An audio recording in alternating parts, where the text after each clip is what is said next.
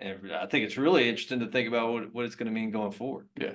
I mean, shoot, is this thing going to, I think if you take the line out another 100 years, the market will be giving you 15% a year instead of, roughly 10 or so that you That's get now. crazy. So, yeah, I mean, and of course, I mean, it's hard to even imagine. But then, what were they thinking in 1924? Yeah. If you had told them, okay, here in 100 years, this thing will be giving you 10, 11% a year, they'd be like, you're crazy. Yeah. There's no way. Yeah. And that's going through, all kinds of stuff since then. Depression, World War, Vietnam, and stagflation, 70s, and all the craziness since. Yeah. And still, it's like that. Still up and to the right. Just oscillating around, Yeah, right? yeah.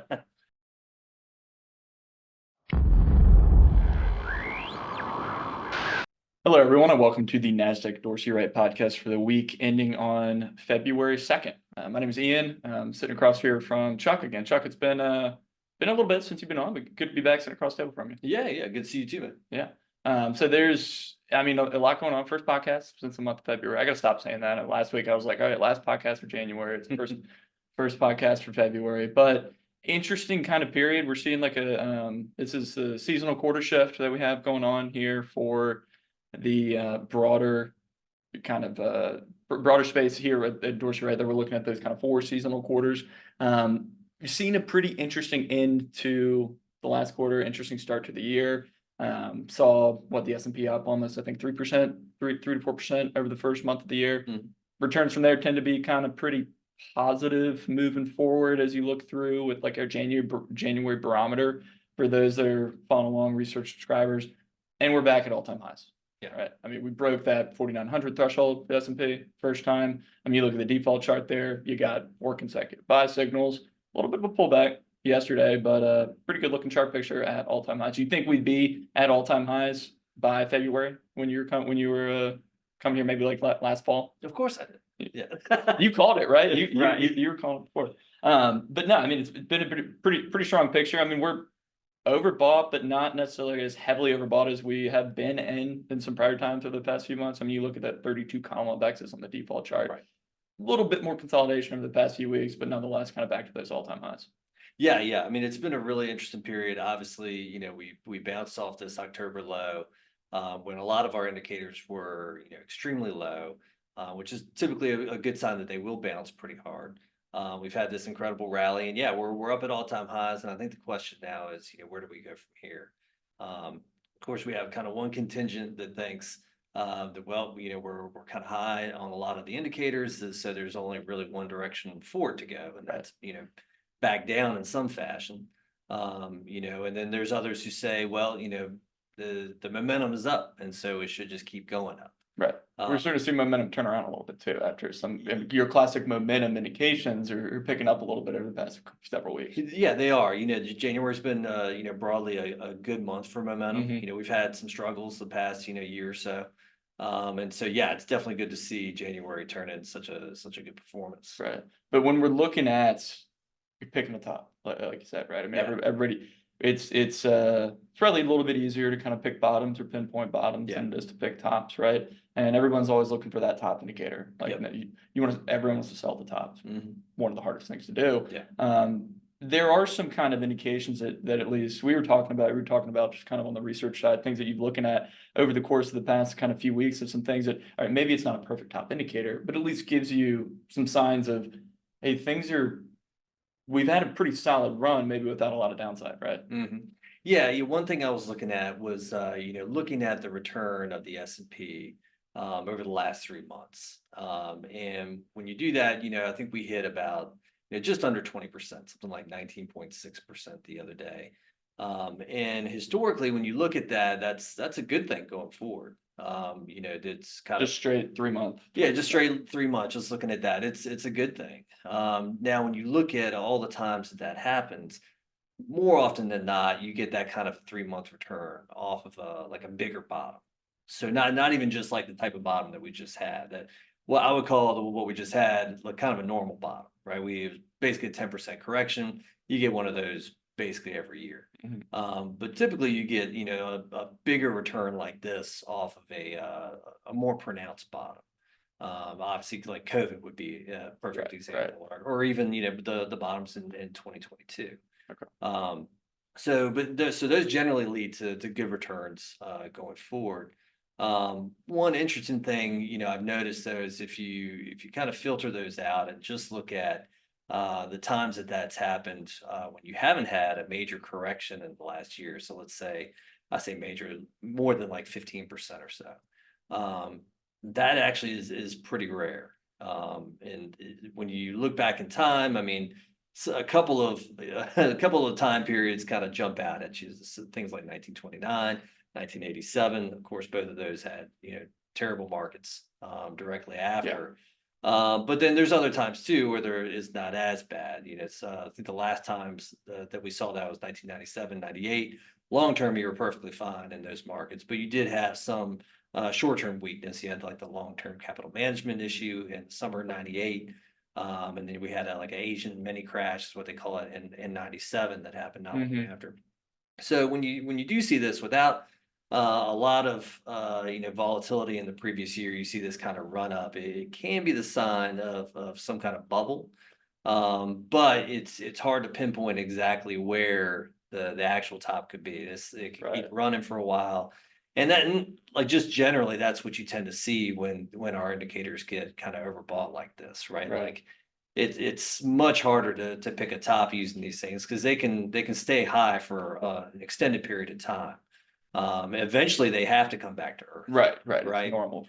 But that can take a long time, Right. and you might miss out on another 10+% rally or Right, more, right. waiting for that to happen.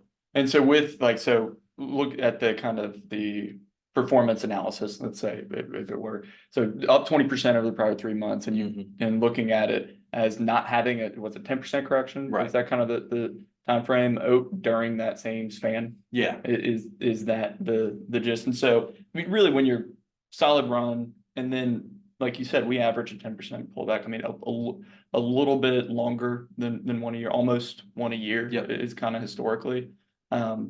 We kind of got right around there in October, and I mean, just straight up from Right, that point, right? I exactly, mean, yeah. we were talking about it on that, like the S&P chart. It's a astounding column of X's to Yeah. sit there and look at, like, is this really going to add another X today? Oh, Right. wait, it's going to add two. Yeah. So that, Yeah, exactly. that type of deal. But and when you get into that kind of, I mean, supply has to come back into the picture at some point, Okay, right? for sure. It's just a matter of like the extent of that supply coming back. Right? Exactly, right. And so, yeah, I think we were talking about this right before we started the podcast, but sometimes these indicators they get extended and yeah, they'll come straight down and you're just thinking, oh man, look at this signal. Like, why didn't I just take the reversal down Right. from the high field position? But I would say for every one time that happens, you get probably two or three where it just kind of waffles around like at high levels. And again, you get this thing where it's sitting there waffling and the market just grinding higher. And that could be really difficult to miss out on. And inevitably, when you finally decide to jump back in, that's going to be when the market decides to turn over. Right.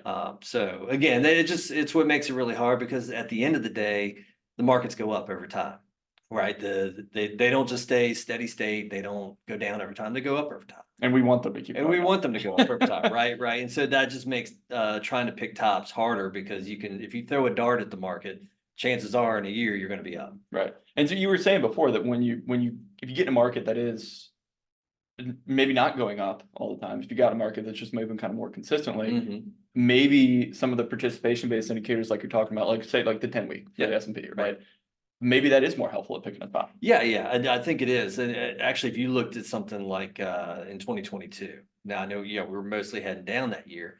But looking at some of the participation indicators in those time frames, they're really good when you see them hit tops and kind of curl over. They were good in those bear market rallies. Exactly. They're telling you, okay, this is a bear market rally, and then you've got a better chance of the downside, actually being meaningful this time. Right. Even last year, really. I mean, last year was up, but like both of the kind of corrections we had, we saw our indicators kind of reversing down from those points. But again, that's for every one of those, you can also pair it with something like a 2021. In 2021, basically the indicators were extended to the upside almost the entire year. I think we were up S&P is probably up like 30% for the year. Yeah, and you're And looking at, I mean, it just grinded up at the high levels of these you things. never had the 10-week S&P. It didn't drop. It did ultimately drop below 30 toward the end of 2021, but like Right. 9 months. Yeah, I mean, with a with the lot of market 30% up. right, So right. if you decided at the beginning of that year, oh, we're too high on the upside, I'm going to sell and wait this one out until it comes to the other side. Well, you're out 30%. And then 2020, I mean, you had it obviously very low levels, right, in the Right, beginning of, and then once it rallied back above that kind of 90% threshold, except for 1.0, you basically stayed above 50% through the next 3 months. I Yeah. mean, it's that it ultimately we want that bullish market goes up into the right market environment. And so very helpful for these indicators to kind of maybe pick bottoms, pick kind of Yes. extreme washout points. Yep. But when it's extremely, I mean, you're getting that, it's almost like a breadth thrust to the upside. It's going to give a little bit back, but Yeah. you've done a lot of testing on just longer term breadth thrust that from a longer term perspective tends to be pretty positive. Yeah, and so when Ian talks about breadth thrusts, the idea is that some of these participation indicators, so things like the TWSPX or even the high level, Which is the percentage of stocks in the S&P above their 50-day or 10-week moving average. Exactly right. So when you get to like 90% on something like that, it tends to be a really good signal going forward. Not perfect, but really good that, most of the time it's going to work out, and most of the time it's going to work out really well. Mhm. With something like, 2x returns, relative to what you typically get from the market. Right. And so, yeah, it's one of those things where it's the way I look at it is whenever you see these participation indicators move to extremes of one way or another, it's bullish, right? If it gets like below 10, let's say, Everything's bullish. yeah. In the middle, I don't know, You're but right, when it right. gets to the extreme on either side, it tends to be bullish, like very Right. bullish, Okay. or at least more bullish than normal. Right. Um, So would you say for that, if it's very washed out, like very near term, like that's like you can pick the turnaround point maybe more easily. But if yes. it's very high, maybe that's signifying like more long-term bullishness. Yes, yeah, that's the way it typically goes. Okay. Yeah, when it gets low, like let's say, the TWSBX is below 10 or something like that. Right. Yeah, I mean, I don't know that I would try to pinpoint it, just because it goes below 10, because it You've can, never done that before? no. Yeah, maybe if it gets really low, like a 2 or something, Right. you can try, but usually we wait for reversals on those things, wait for demand to come back into the market. Right. And when you see that happen, more often than not, it's gonna be higher in the It's a year. good point because they get to low levels, but the movement from 10 to 8 or 10 to 6 is a lot different than the movement from 56 to 50. That's Right. exactly right. Yeah, once you get down to those low levels, it can feel insanely bad. Yeah. Just even moving from 10 to 4 or something. It's just like a box, but the percentage of stocks above their 50 is more cut in half. that. I mean, Exactly. Yeah, it gets that much more brutal. Yeah. So yeah, pinpointing it's not the good thing to do typically. But yeah, waiting for that reversal is good. Sometimes it can be a little bit early. Mhm. I think actually this past time in October, like if you just took the reversal, you probably close to a month early Okay. on the bottom. Now there may have been another 3 to 5% of downside that you would have had to endure. So, But in hindsight, but in hindsight, it goes straight up after that, right? So, not the worst outcome. But more often than not, that's what you see is something like that. And on the flip side, let's say when you hit 90 or so, yeah, I mean, there's not really a timing thing there, like Mhm. because you're just waiting for more bullishness. Now, I would say the degree of bullishness over the short term isn't going to be as extreme as it is when you're reversing up from low field position, right? That you're going to see typically a pretty pronounced thrust off the bottom, right? Just because things are so overdone, and you've got a lot of people who are looking at that and thinking, "Man, stocks are cheap. Right. I'm gonna bid it up." When you see it get extended to the upside, it's more telling you that like, okay, we're probably in store for like a longer grind up, right? Yeah, sure, we'll have pullbacks along the way, but the next 1 to 2 years is likely to be pretty good. Right. And that's when you get like it's just that massive participation, that massive breadth. I mean, with a Yeah. lot of stocks participating in upside movement, while the chart might see, okay, high, it's reversing lower, it's like, well, actually, it's a good thing for it to be high. Right. That's kind of long story short. Yeah, and to me, it kind of means like if you see 90% of stocks moving like that, then You don't have to sell in that market. yeah, well, and probably economically things are pretty good because Right. it's not just the economy favoring this sector or that sector or whatever. Sounds like something's happening to affect everything in the same direction, Right, which right. tends to have to be some kind of macro thing. Right. And so when you're looking at these, so like go back to like the bubble indicator. Yeah. I mean, so these like stuff like the 10-week and S&P that we've been talking about moves around a lot. Oh yeah. And so you see it go to extreme levels more frequently than some other stuff. Right. When you're looking at some of like, let's say that kind of more bubble oriented indicator. Yeah. It's that does not happen all that frequently. No, like I said before, if you look at it, it's looking for 20% moves up in the last 3 months, and without having a 10% correction in the last year. I mean, really, there's only I think 3 or 4 times that's happened. Two of which were 1929 and 1987, and then you have, I believe, 1997 is the other one. Right. And so, yeah, it's extremely rare. We didn't hit that this past time, but That's what I was gonna say. Didn't we get like 19 point? we came very close. Yeah, it was like 19.6? 19.6% to the upside. Did not hit 20. And I think the correction in the last year was like negative 10.3, right? So it's very close to being at those levels.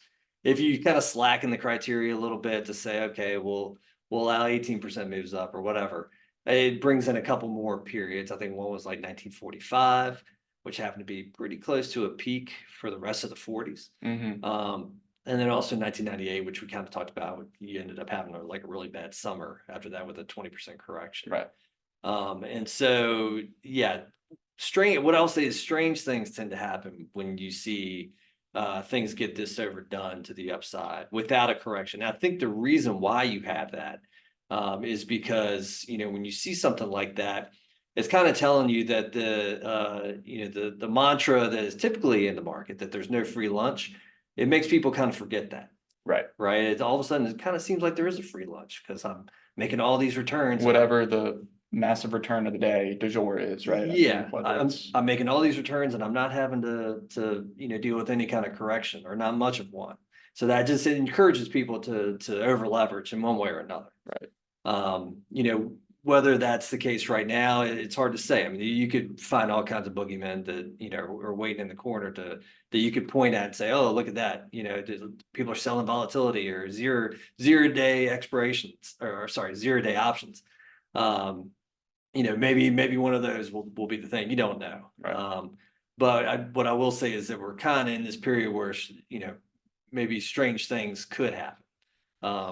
Because of this. Yeah. But at the same time, some of these periods, like the time, like when it happened in the late 90s, you had like a 1 day move that was really bad, like in 97. But like over the next year, you were up like crazy. Right. And even in 98, you had to deal with a 20% correction. But then even factoring that in, you were still up, like crazy after that. After that, over the next year, it kind of reminds me of like the backyard barbecue indicator. When you have, if you're going to like a financial advisor going to a backyard barbecue, if everyone wants to come to you and ask what stocks are hot, then it's probably the top, probably Right. If no one wants to talk to you and they shun you to the corner of the room or maybe even another room and lock the door, it's the best buying opportunity ever. Right? Exactly. It's like that kind of thing. It's inevitably like that, and it's because it's the way the markets move. It's all about human nature. Right. Yeah. If you get too many people positioned one way or the other, that's the thing that's never going to change. No matter how much markets change over time, that aspect's not. As long as humans are in control of their accounts and we haven't completely outsourced it, you know what I mean, to some machine. And I don't mean just a machine. We don't need to get into that. Yeah, I mean that's draconian. Even if you allow AI or whatever to take over your account, like at the end of the day, I can't imagine a world where you can't say, okay, I want the AI to stop having my account. But then you get into that and you get like, what is AI built on? Human emotion over time. I mean, that's the kind of thing you'd be like, yeah, again, that could be a whole nother. Yeah, it's a whole other can of worms. Whole other podcast. But you're talking about long-term, it's things that never change over time. Yeah. And there was another kind of pretty interesting thing that we were talking, I think it was several weeks ago, but you brought up a pretty interesting aspect to look at the market from a longer term returns time frame that I certainly kind of hadn't seen before and didn't even know was out there. The 100-year CAGR. Yeah. Tell us a little bit about that. So years ago, I found some data showing basically yearly returns going back to, I think it was 1824. And we had data on the S&P, or at least a version of the S&P going back to the late 20s, and then the Dow typically goes back to the late 1800s, like 1896 or something. But I had never seen, yearly data back all the way to 1824. And so, I thought that was interesting, and it kind of, threw it in a spreadsheet and was looking at it, and thought it'd be interesting to look at like a really long-term average returns, right? So, if I had yearly returns from 1824 to, say 2023, I mean, were there stocks back then? what, back in the Yeah, 1800s? Oh yeah. yeah. Yeah. Railroad stocks were like Okay, the alright. tech stocks of the day, Right, right? alright. There was all kinds of stuff going on. Yeah. Railroads were the tech of the day. They were, yeah. I mean, crazily enough.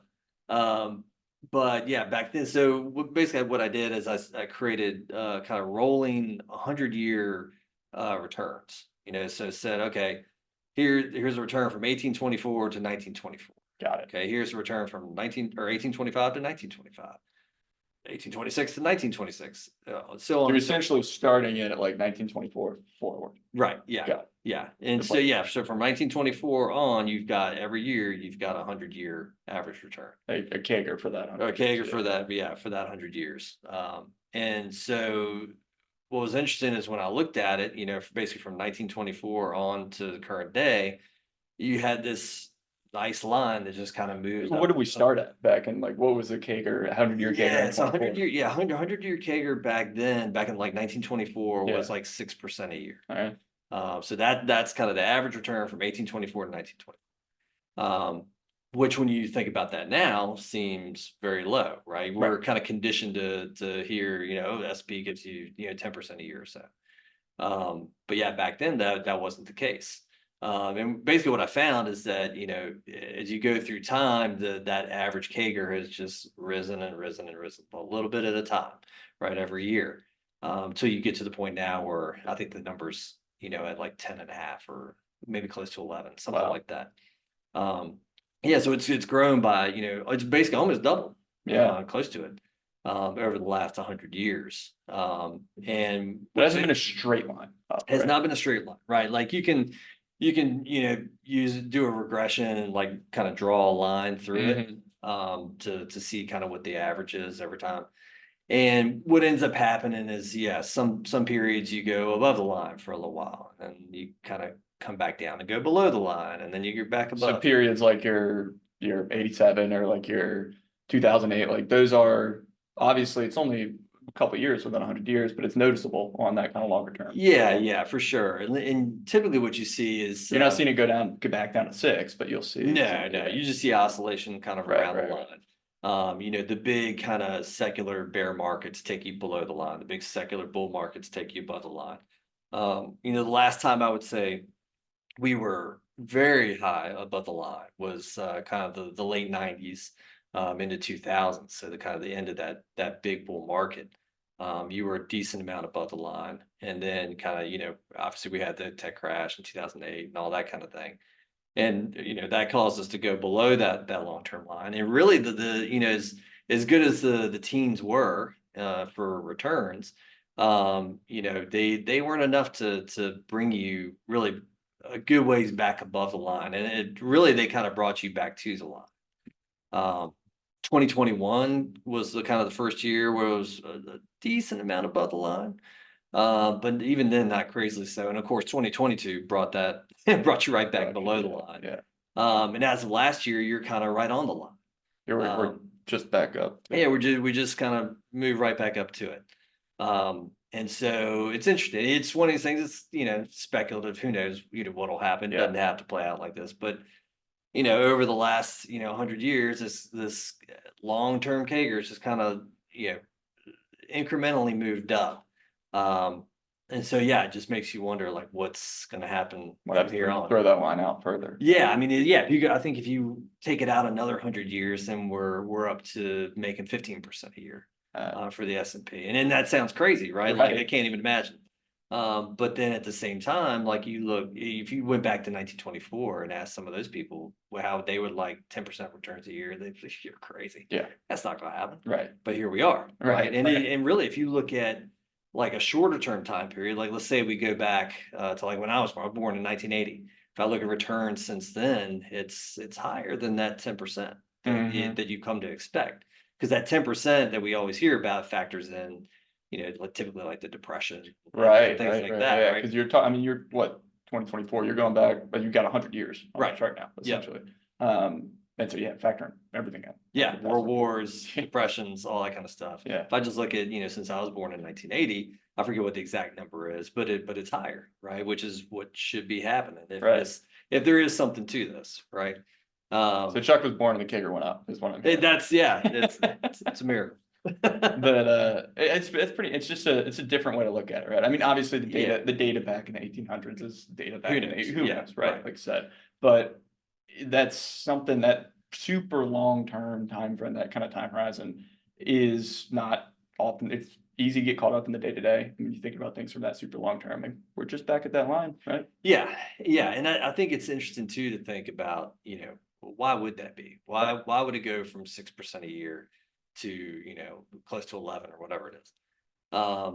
And I mean, there's all kinds of different reasons why. I mean, to me, obviously the economy's become more productive Yeah. over time. I think that's the main driver. Obviously the population's higher too. All the kind of the macroeconomic things have gotten better. Like People's life expectancy is so much Right, higher, all that kind of thing. capital to invest goes up. You got, yeah. Right, yeah. And so, yeah, I mean, it just makes you wonder, can we become even more efficient to get to that point, 100 years from now where, the S&P's, averaging 15% a year. I mean, it's crazy to think about, but at the same time, I mean, I wouldn't bet against this. Yeah. You know what I mean? I feel like people will have that kind of ingenuity that they can figure out how to get there. Yeah. So it's just, yeah, we'll just have to see how it goes. Yeah, we'll just see him keep open. That'll be certainly will be interesting to see if we're around the next 100 years. Yeah, See that, right? right. Yeah, that's great. I think that's a great place to leave it here, Chuck. Okay. This is been great talking with you here. If anyone has any kind of questions on anything we're hitting on, if you're interested in some of the research, not all the stuff we're talking about today is certainly going to be like definitive indicator based stuff we have on the platform, but there's definitely a lot of other stuff on there. If you have any questions about anything at all, please always feel free to shoot us an email, dwa@dorseyright.com. We welcome any and all feedback unless it's negative, and then don't email in. But no, in all seriousness, thanks Chuck for coming on this week. Great to be here. Thanks everyone for tuning in, and we'll be back to talk with you again next week.